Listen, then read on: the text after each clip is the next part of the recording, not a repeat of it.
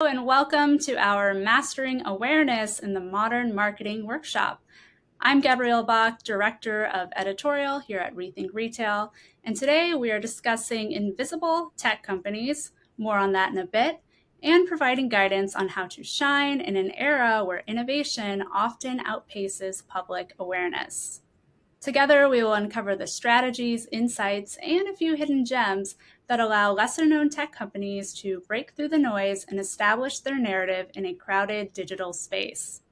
Throughout our discussion, we will navigate the complexities of media engagement and why it's more important than ever to maximize your thought leadership and PR strategy. Our panelists today bring a wealth of expertise from various corners of the PR and media landscapes. Here with us today are Gretel Going, co-founder of Channel V Media, a leading PR firm specializing in retail tech, and our very own Paul Lewis, co-founder of Rethink Retail. Thanks for having us on the show. Nice to be here. Absolutely. I'm super excited to have you both here today. I think your perspectives will really provide a kind of holistic view of the strategies that lie behind media and marketing mastery. So to kind of kick things off, maybe like frame things out a little bit, I'd love to hear from both of you of why you think thought leadership and PR are more important than ever today. Yeah, I think that's an important topic for every marketer out there. And, I've had a long history, decades of history in marketing, and I've sat on both sides of the equation. Now I'm at a media company, but I've been on the other side as a marketer at a variety of technology companies, including Adobe, buying and trying to create marketing campaigns and programs that are effective. And I think that, what a lot of marketers miss today are that we're in the middle of a correction in what marketing is doing and how it functions. So in the past, before the internet gave rise to all this very detailed data tracking, broad awareness and PR was a staple for every company. It was part of the plan to create great thought leadership and awareness, and that would then drive more productive meetings and sales interactions. But as the technology shifted from this broad awareness to being very trackable outcomes, budgets moved in some cases entirely to generating attributable opted-in leads. And, I think that the pendulum is kind of starting to swing back now, for a variety of reasons. You're seeing privacy regulations come up. I think that you're also being impacted by the changes in things like cookies and other technologies. And I think you're also just starting to see fatigue from the executives you're trying to reach, opting into all of your programs and all the messages that they're bombarded with. So I think that all that is beginning to have a significant impact on how marketing is working. Would you agree with that, Gretel? Yeah, and what you're describing is how owned channels work. So this is very specific to like being able to get all of that data and all of those metrics.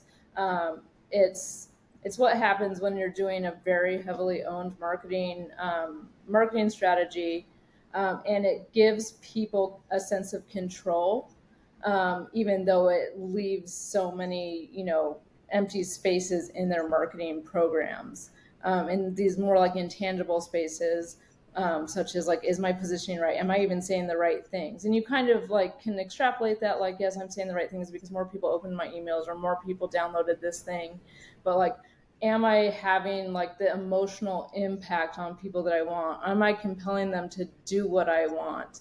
Am I speeding up my sales cycle? Do they feel like they're getting third-party validation of me, or I'm just talking to them, I'm talking directly about myself to them? There are all these like intangibles that get lost in that like very control-centric owned approach. And really what gets lost as well is the magic that happens through a more traditional earned media or public relations approach. And there's a lot to say about that, but yes, I agree with you generally. Yeah, I think you bring up a good point. What happens for all of us is we think that human beings are entirely logical creatures, and that if I if I have the data that I'm getting them into my lead sequencing, and then if I just pound them with sales propaganda, eventually they will submit and buy my product. But in for most of the companies out there that are trying to sell in the B2B marketplace, their products are complex in nature and often significant in cost.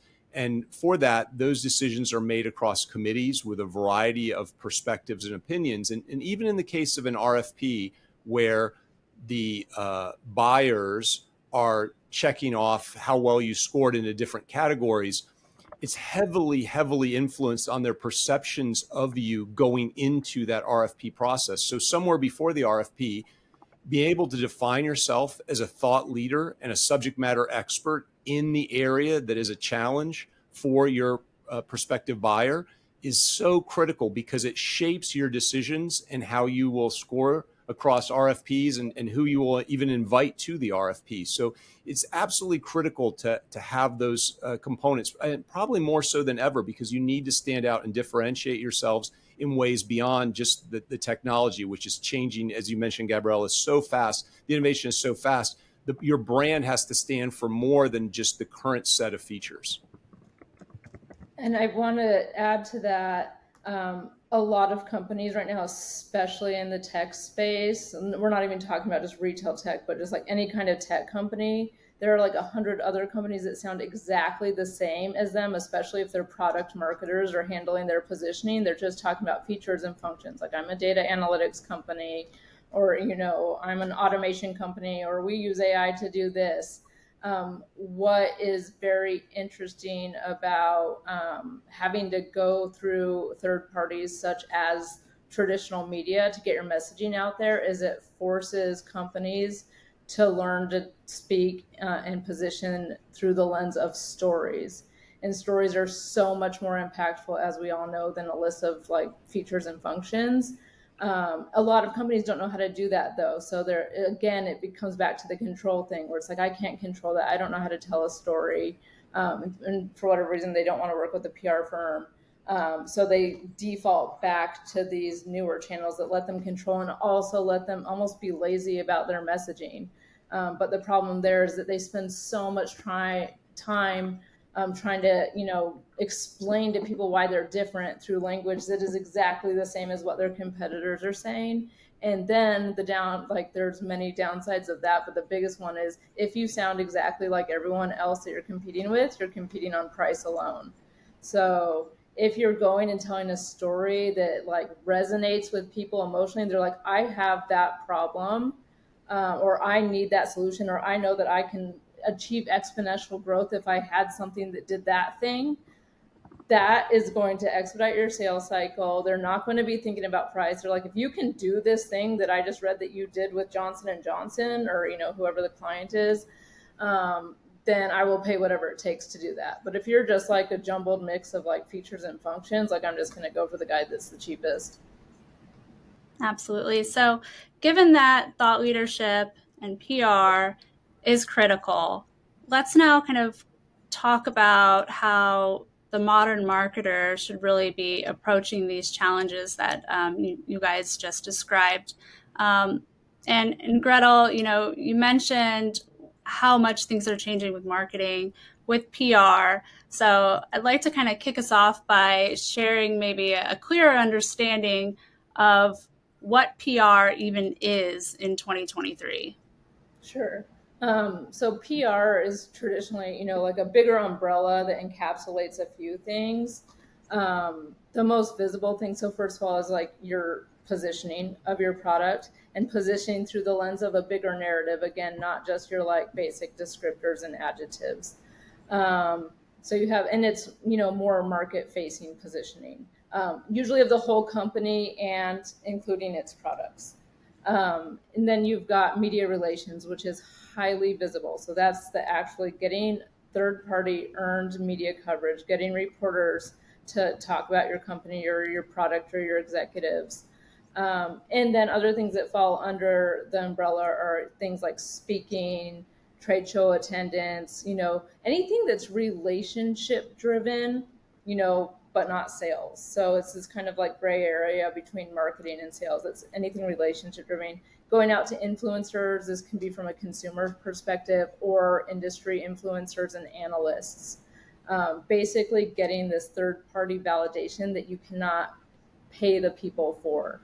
And what's great about it is that because these people cannot be bought, because they're not just ads that you're placing, people trust what they have to say, for better or worse. So PR isn't just fully waving a magic wand and then like poof, you're above the fold, you're on social media. But you guys are really kind of the behind the scenes maestros who are sculpting stories with your bare hands, and really getting in there and understanding like the complexities of these companies, and then able to craft narratives around these companies in a way that's really going to resonate with their target audiences. And you mentioned visibility as well, which is why we're here today. We're here to talk about bringing light to invisible companies, which I know is a term that you use often, Gretel. So can you kind of kick things off in that regard by defining what an invisible company is? Sure. I mean, this describes probably 95% of our clients. But basically, we use it a lot with tech clients, but it's not just tech clients. But from a technology perspective, it might be a company that is powering a retailer's different technologies. So it might be the platform on which their mobile app is developed, or the company that's powering their email marketing campaigns and all of those like triggered emails that you're getting, or the company that behind their checkout that's increasing their conversions. Basically, consumers are experiencing these companies directly every day, but they have no idea who they are. A lot of these companies don't need consumers to know who they are, but they want other companies to know who they are. So we do a lot of work with B2B companies. And the problem, of course, with them is that they all have a lot of competitors, again, who sound exactly the same as them. Yeah, absolutely. So what are some of the kind of like prevalent challenges then? You mentioned they're not consumer facing. So is it that it's hard to gain media attention just because their technology doesn't really resonate with, a mass audience? That is a challenge, but it's a solvable challenge. The I think the primary thing is that, again, these companies, they go out and they start talking about their product and their features and functions. So if they're doing that, they're going to continue to have challenges. The more ideal approach for these companies is being able to go out there and paint a picture of what the benefits their technology creates for the companies that they work for. Tell it through the lens of the actual other companies that they're currently working for, and instead of saying like, hey, we automate email, and we can trigger this email every time someone adds something to their cart but doesn't check out. Instead, it's like, hey, we worked with Vineyard Vines to increase the number of people that not only completed their checkout, but came back 7 additional times each. And this is what that meant for Vineyard Vines business. So telling those kind of stories, and also elevating their executives as thought leaders, which I know that Paul will talk about a little bit more. Basically to show like, hey, we're not just a technology, we're the philosophy behind the technology. So you're starting to bring all of these invisible elements about the company to light without ever having to really talk about the product. Not that you shouldn't talk about the product, but there are so many different stories that you can tell where you don't even have to go into the nitty gritty of what their technology does. And suddenly they're this tangible thing. They're not just a vendor anymore. Yeah, I think it's so important that companies realize that in the buying decision process, it starts of awareness, and they think often they define it as awareness of us, but it actually starts in awareness that they have a problem or a problem that can be solved. Many times you're introducing a new technology that makes their business, hopefully radically more efficient or better in some way. But because they're not aware of that, they don't perceive that area of their business to be a problem. If you were to go before pre-pandemic and talk to grocery stores, physical grocery stores, about their e-commerce thing, it would be on the back burner of the discussion more than likely.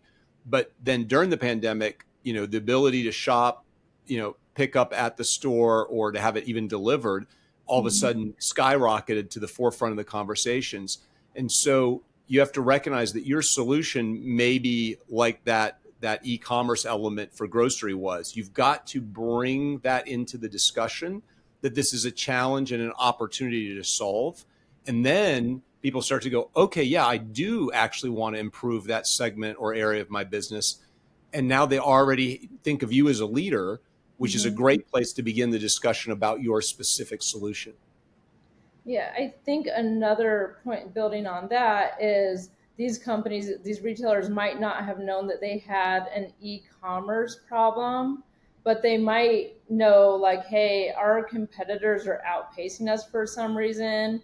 We're like losing customers because we don't have curbside pickup. Like they know that they have a problem, but they don't always know what is the solution. So if you just position yourself as a solution, as one of these, invisible tech companies, you're going to lose people because they're only thinking about their problem. So a lot of the companies we work with, they have never thought about their clients' actual problems. They think, oh, I'm an email marketing company. I'm talking to these companies' email marketing problems. They don't know they have that problem. They know they have a conversion and a cart abandonment problem, but they don't know that email marketing is the thing that solves it. Yeah, I think it's, again, you have to think about that buyer decision process. And the first thing is making their problem very clear to them, and that there is an opportunity for a different outcome. And once your prospect has that understanding, now you've created fertile ground for you to put forward the specifics of your solution. But if you start with the specifics of your solutions, it's way too early. You've got things out of order, and you'll have a real hard time being effective with that approach. Yeah. I can't tell you how many emails I have in my inbox right now from companies that are like, we are an AI company and you are a PR agency and PR agencies need AI. I'm like, I don't have time for this, honestly. But if you go and say like, hey, you could close more of the new business conversations you're having, or if they speak to like a pain point that we actually have, and then they back into their solution, that's a completely different experience. Yeah, but in working with the media, you're forced into doing that. You're forced into telling those stories. Absolutely. So really speaking to hearts, minds, challenges, pain points, understanding what's keeping your target buyers up at night, and really speaking, to those concerns. So as far as like fully understanding then what those pain points are there any certain strategies you guys can share with us, on how these companies to, get to understand their target buyers better? Yeah, I think, and Gretel mentioned it a little bit earlier, is, the very first stage is getting clarity, is really doing some engagement and discussion, and maybe a workshop with the solution provider client to understand the pain points of their target audience and the personas that they're going after. If they're trying to reach the chief marketing officer, he's going to have a very different set of pain points than the chief financial officer. And if they both are involved in the decision, then you might even need some different types of content, materials, and engagement strategies to get them to see this solution in the same positive light. So the starting place is really, drilling down on who you're trying to influence and what are their challenges. And then once you have that as your backdrop, you can begin to create a map of, well, what sort of content do those individuals need? What questions would they have? What are the logical steps in that buyer decision process? And then make sure that you are creating content engagement, thought leadership, and PR across each of the major steps in that buyer's journey. Yeah, I would echo that. I would say some specific things that we do during a workshop, like what Paul's describing, is we bring in the most successful salespeople, among other people. But what we like about them is they're having these conversations. They're seeing like, what is that light bulb moment when the prospect says like, yes, I'm going to sign with you. And also, where are you losing them? We like that light bulb moment. To me, that's always the starting point of a narrative that needs to be out in the market. If your goal is lead generation, a lot of other companies, they might not even be talking to their prospective customers. They might be talking to the investor community, financial community, people like companies that will buy them in the future. The list goes on. So it's not just understanding the customer. A lot of companies will be talking to multiple audiences at once, and they need to hear different things. Yeah, and you also mentioned, both mentioned, and this is bringing it back to the advice you said about, really talking to those pain points. But, the tech companies, they often deal with like very intricate technical details, very easy to convolute. Pitches sound the same, and they struggle with simplifying their messaging without oversimplifying their innovations. So I kind of want to do a little hypothetical workshop with you guys here. So let's imagine an innovative tech company, one of these invisible companies that's operating behind the scenes. Let's say they specialized in advanced data analytics solutions, because that's usually the one that I hear that sounds quite often the same. So we're going to call it Data Insight Innovations. Why not? And here's what they do, or here's their pitch. They possess a powerful suite of analytics tools and algorithms that enable businesses to extract meaningful insights from their vast data sets. Their core mission is to empower organizations with data-driven decision-making capabilities, improving efficiency, uncovering hidden trends, and driving strategic growth. I know you both have heard that pitch probably several times a week. So I want to hear from you guys, like, what are some key messages that you think could make an impact and really be translated to actual relatable and engaging narratives for not only the media, but for their target buyers, for the retailers? I mean, this is basically a description of all of our clients before we start with them. So I know this company. The first thing is, anytime a company is using a ton of like adjectives and descriptors like that, you're just like, okay, let's sit down and what are you actually trying to say? Like, what is data-driven decision making? What decisions are they making?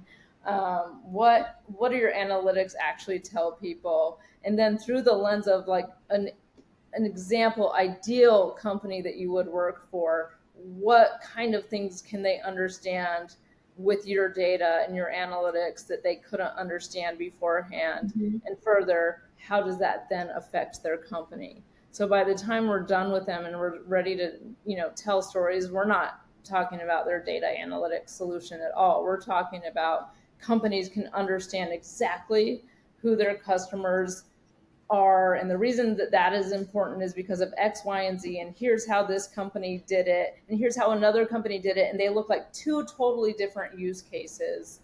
And so this company starts getting life and like color in them and animated through the lens and through language that other people can understand. They might say like, hey, you did that for Nike. I'm not a shoe company, but I have that exact same problem where I don't know what my customers are doing or who they are. And I can now extrapolate pretty easily how this product would be relevant to me.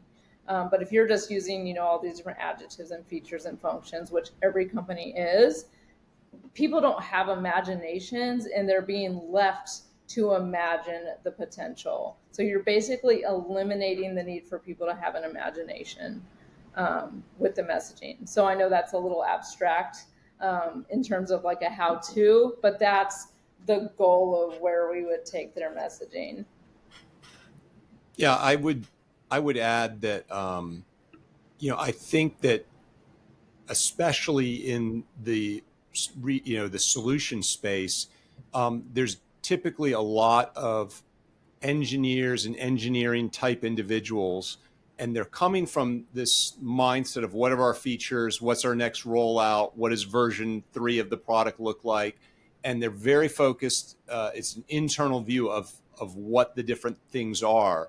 The problem is that when they try to spew out all those different adjectives and words and all the things that we do, and the overused terms that we all see, is that word vomit looks like everyone else's word vomit, and it puts a lot of strain on prospective buyers to separate all the gobbledygook of one from another, and then try to determine which one is really the thing for me.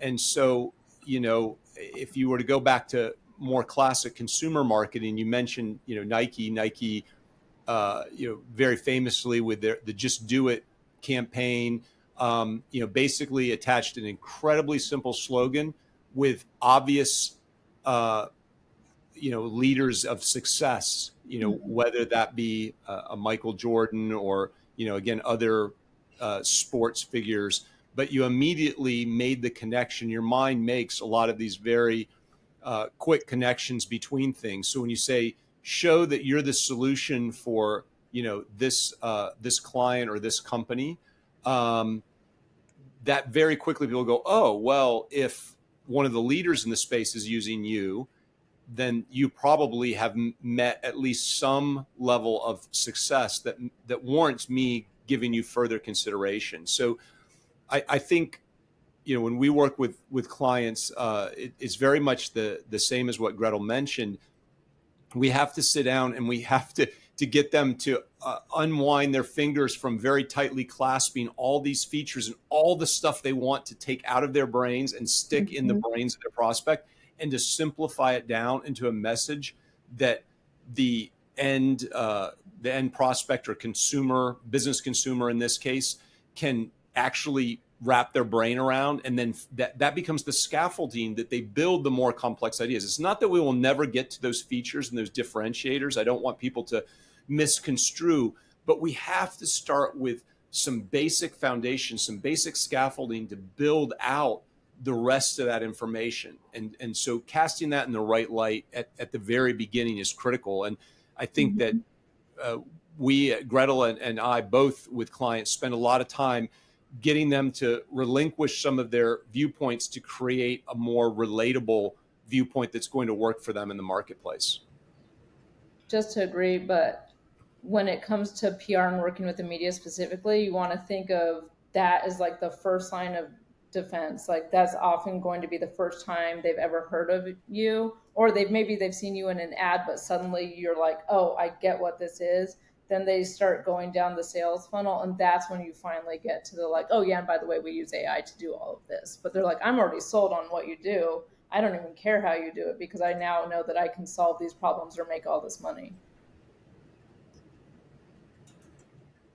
Absolutely. And I think, that's all a great segue into our next topic of discussion.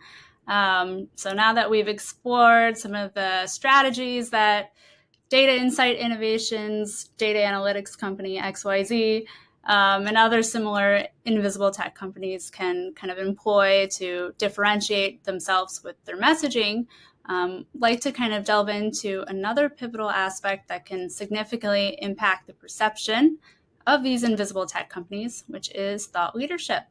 And Paul, you touched upon it a little bit, but can you tell us, what exactly is thought leadership in the context of retail tech, and why do you think it's crucial for gaining visibility? Yeah, I think that one of the most important aspects of creating awareness and positioning in the marketplace is your thought leadership content. And I would say that typically clients that we talk to initially think about they have a subject matter expert within their company and they want to position their thoughts on a topic more broadly to the press or at a trade show or in a webinar that they're doing. And I think that those strategies are absolutely important. And one of the things I tell clients is that you want to lead with value.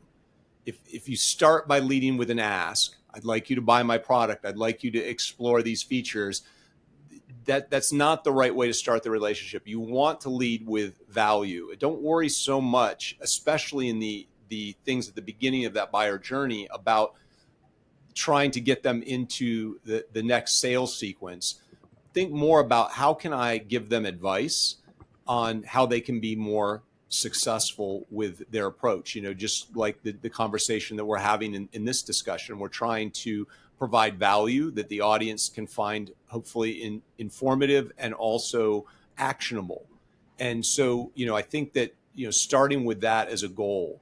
And the second thing I would add is that many organizations feel like it's all about their subject matter experts and their clients. And they run into some challenges with both fronts of that. One, if it's only their subject matter experts, it creates a certain perception of bias.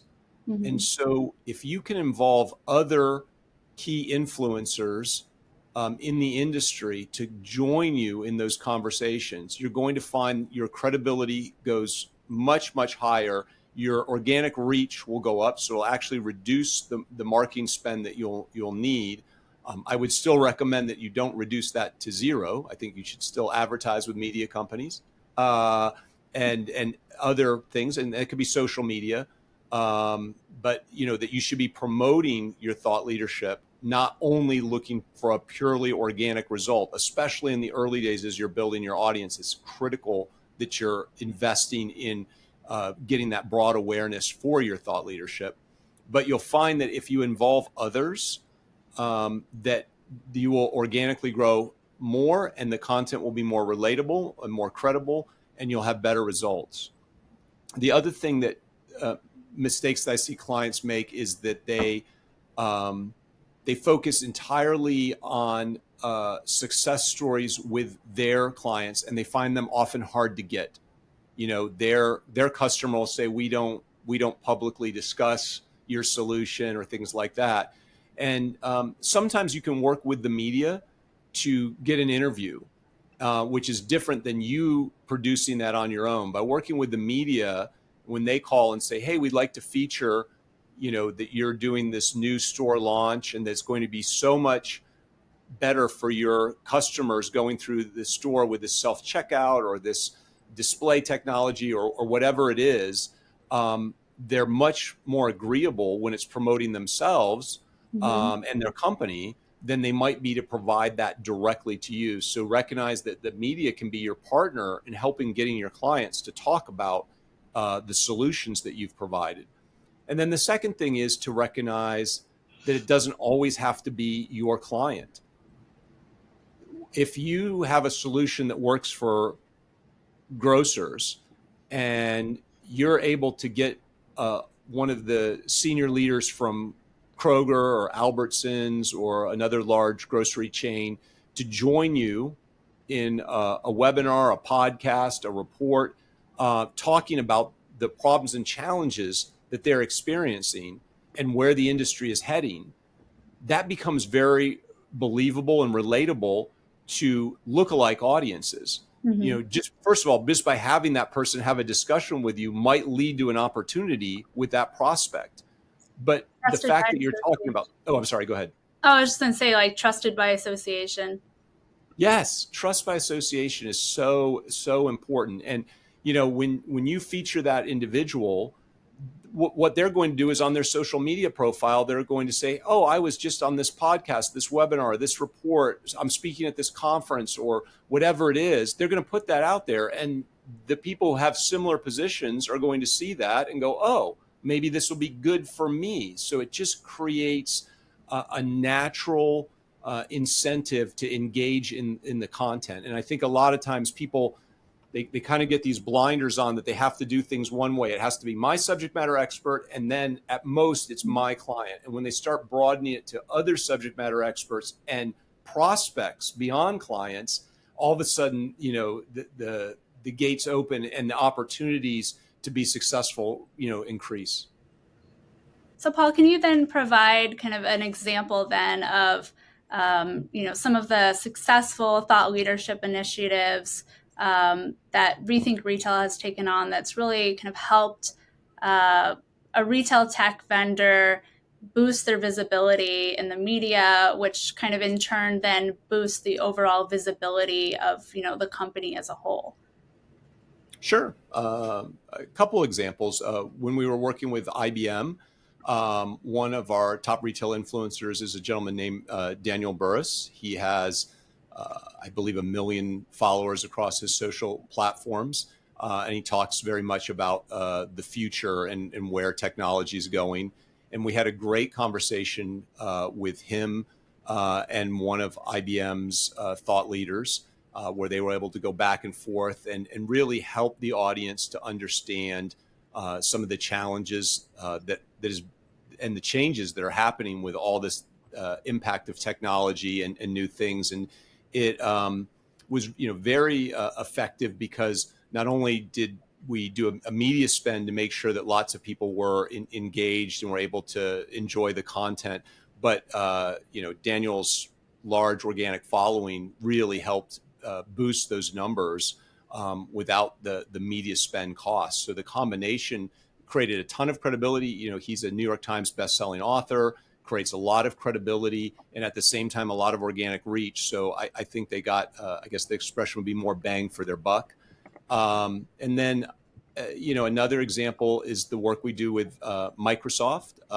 Microsoft is actually one of the sponsors of our top retail influencer group. So we curate a community of the world's leading retail consultants and influencers that have an outsized impact on the industry.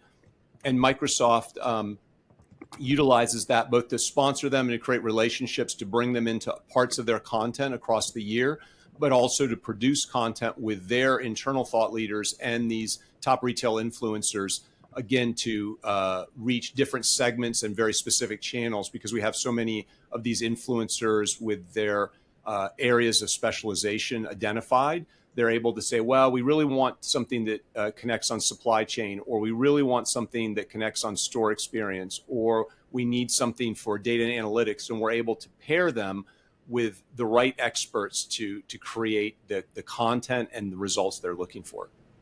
Yeah, and I can chime in from an earned media perspective and just kind of how we approach thought leadership. A few specific use cases for thought leadership with the retail tech companies that we work with. One, I had mentioned it at the very beginning, but these companies really need to distinguish themselves through their philosophy, which is one place they can totally differentiate, because not all companies have the same philosophy, even if their products look the same. So doing long form, like, contributed articles with industry publications or business outlets, where they're talking about very nuanced, problems that their target audience has, and then they can show off what their approach to solving it would be, and not saying like, oh, our approach would be to use our technology. It would be more of like the thought behind the philosophy behind the technology and how it works, and like, what its approach to solving this problem is. Another way that we use or leverage thought leadership is a lot of companies have a current solution that is their bread and butter, but they also need the industry, like their current clients or prospective clients, to know where they're going before they get there. So we're using, podcasts or radio shows or even TV to show their vision, so that their clients or their prospective clients aren't thinking like, I know you do this one thing, but I'm not going to need this in a couple of years. I need to know that someone can scale with my growth. So they need to be out there talking about stuff in advance. You can't do that through a traditional media article, really. Like through an interview, no one's going to talk about your future offering, but you can do it through your own contributed content if it feels like a commentary piece or a visionary piece, or describing where the industry is going, and align yourself with that future. So we see that quite a bit. It's extremely important for these technology companies, both of those things.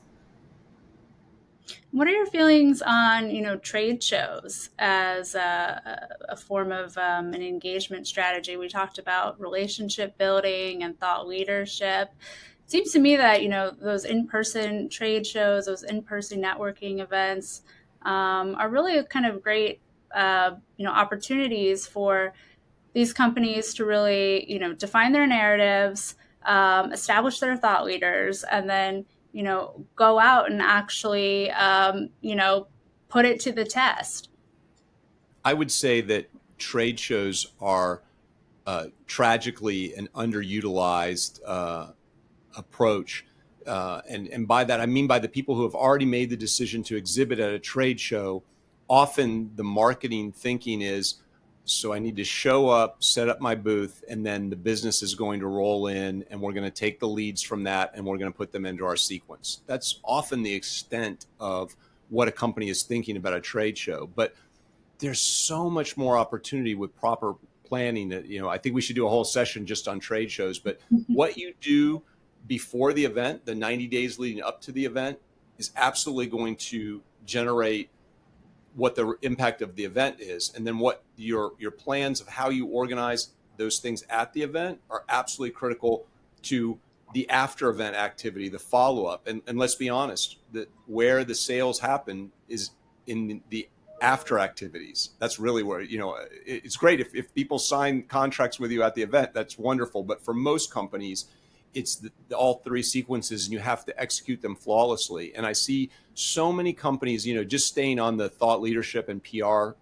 track, so underutilizing. Here they've got, often their partners are at those shows, their clients are often at the shows, their prospects are at the shows, other industry thought leaders are at the show. They have the ability to grab all of those different individuals, either one-on-one or collectively together, to create content, to create engagement and attraction. If you said, hey, we're going to have 3 of our top clients in, again, just staying with that grocery theme, all at our booth, and we're doing a panel discussion on this topic, now you've got something to attract people to the booth beyond your tchotchke booth giveaways, and something real and meaningful. Then if you were to take that and say, well, let's not just have the discussion at the booth, let's film that, and let's turn that back to the marketing team to use as content to put out back on our social channels, to have our sales team be able to send that out to prospects like, oh, I know you couldn't make the show, but we had this really great discussion.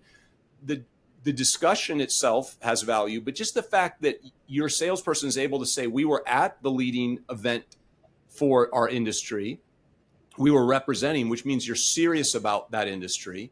And then that you have great content. They're like, oh, good, I couldn't make it to the show. But again, lead with value, right?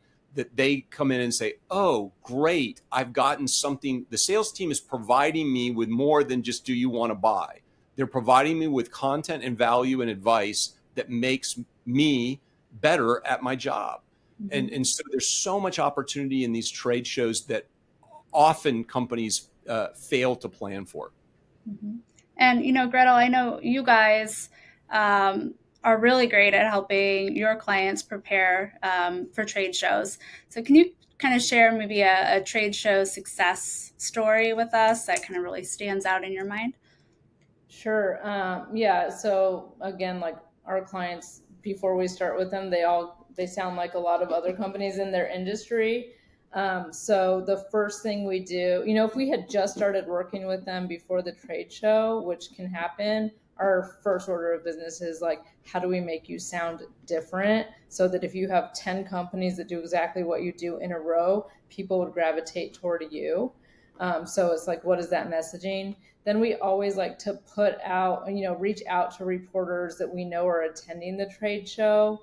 and with some kind of news item, or just an interesting angle, like story angle. So what is something that's being talked about in the market, and like, hey, we've got this guy or this gal that can give you more insight into that. So you seem to be covering this a lot. So we've got a source for you. They're going to be there. Let's, put you guys together for coffee. I think one of our most successful trade show examples is a company called Everseen, and they work in the retail space.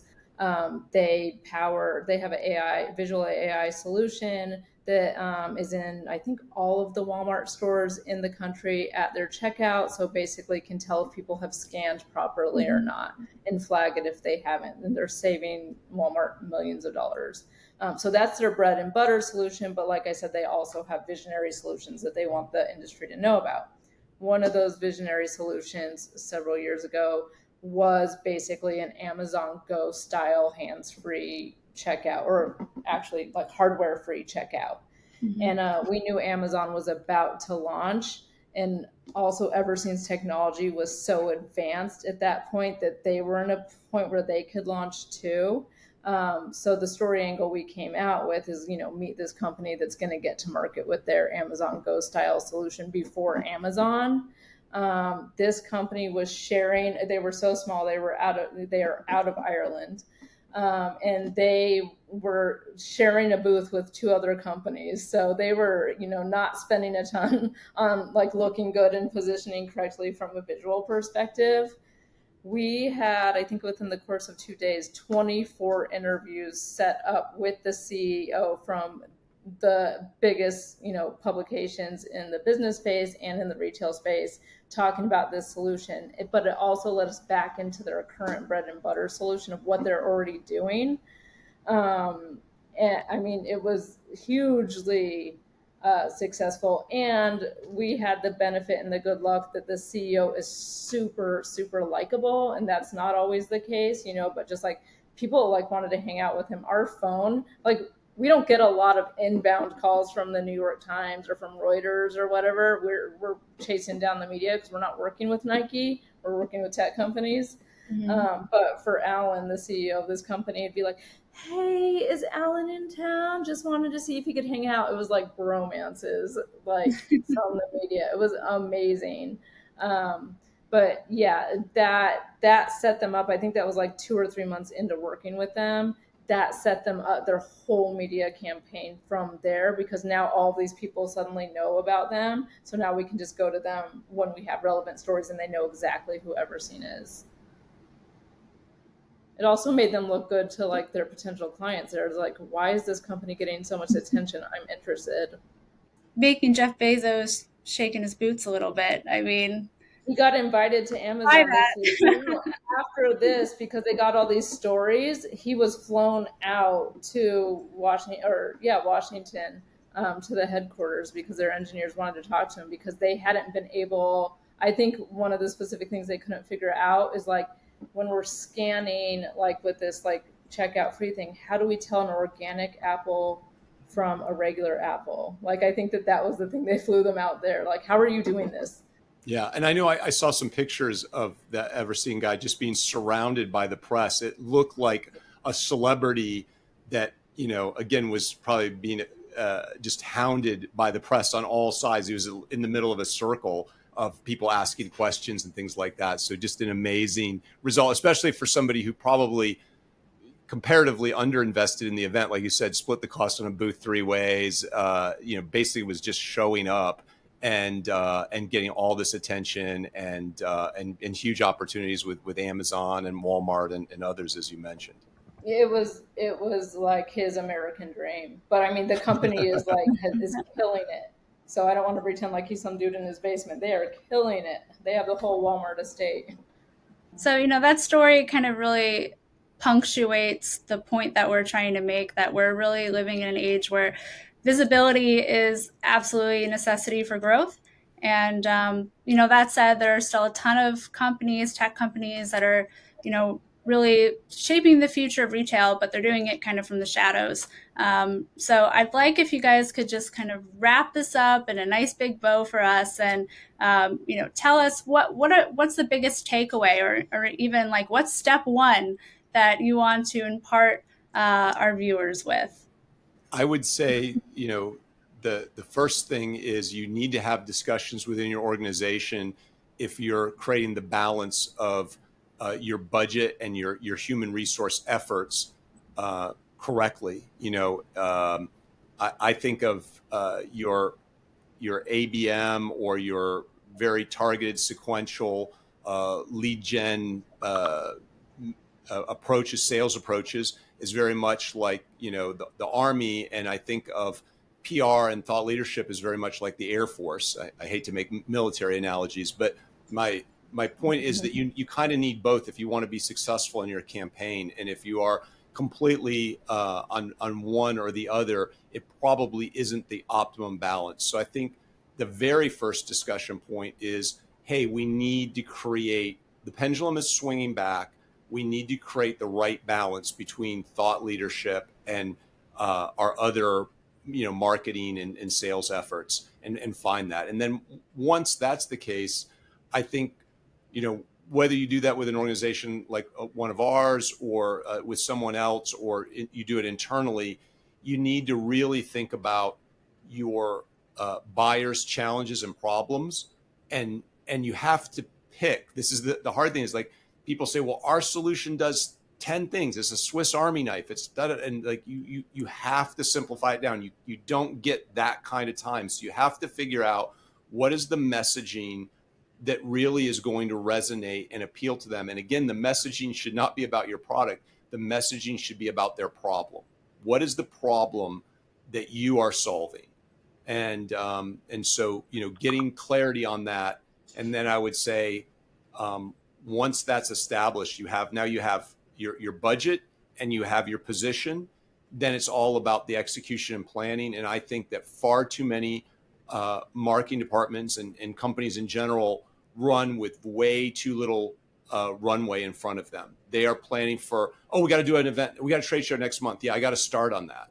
I'm like, if you aren't starting on things, 3 to 6 months in advance, sometimes a year in advance, if it's your own event, a year in advance of getting all those things lined up, you're not going to have that level of success that you need. You're not maximizing your investment in any of those things. If you are running always, with your hair on fire, you just are not going to be successful. And you as a marketer think you're performing because you're killing yourself, right? You're running so fast. You're trying to, the sales guy says, we got to do this event next month, or the CEO says, we got to promote this new product feature, or the head of engineering wants da-da-da-da. And you're trying to be, responsive to all of that. And you think at the end that they're going to appreciate it. But what's going to happen is at the end of that marathon sprint, you're running a marathon at sprint pace, is they're going to fire you, right? Because you didn't create the success. You did all these little random tasks, and you have to have the backbone and the wherewithal to say, hey, we might not do an event for the next 60, 90 days, but we are going to plan out everything after that and create a great strategy that's actually going to work. We're going to involve the right, internal thought leaders as well as external. We're going to involve the right clients and the right prospects. We're going to involve the right events and the right media. And we're going to create a winning strategy that we can actually, take home a win with. And that's a hard order, because the people that marketing reports to often don't understand these intricacies that we're discussing here today. So you've got to not only be a great marketer, but you've got to be a great communicator and a convincer to show them that there is a better way to do this. And it involves a strategy and a clear vision. I mean, I agree with all of that. But what I would add is, we started this conversation talking about, data and being able to control, all of your outcomes and predict them and tweak them, and, working with owned channels. I would encourage companies to invest in magic again. So this is the stuff, like there with PR and getting media coverage, you're not going to always be able to attribute, one to one, like I got this press hit and I got these 1,000 leads or whatever it is. You can usually extrapolate that, but you are going to have to give up a bit of control. But the companies that do, they have an exponential path to growth. Whereas if you're just doing these kind of incremental, like little tweaks to your own marketing campaigns and not really understanding what messaging works and how positioning is affecting the market, you have this kind of like linear growth. Whereas, something, media coverage, the right media coverage and the right positioning and the right messages to the right audiences, validated by a third party that people trust, this is going to help you leapfrog your competition, be way more visible than them, just generally be out there. And also those wins, every single one of those press hits, there is no company in the world that doesn't love to wake up in the morning to their Slack full of those. So think about, if you need the control, think about that as a quantity play, and, a hard deliverable that you can offer, but really it's, the outcomes that it produces, that is so valuable to companies. Absolutely. Well, I just want to thank you both for joining today, and to our audience for tuning in.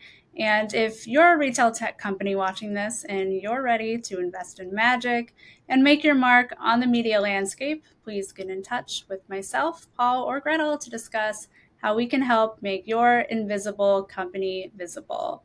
Thanks again, and we'll see you next time.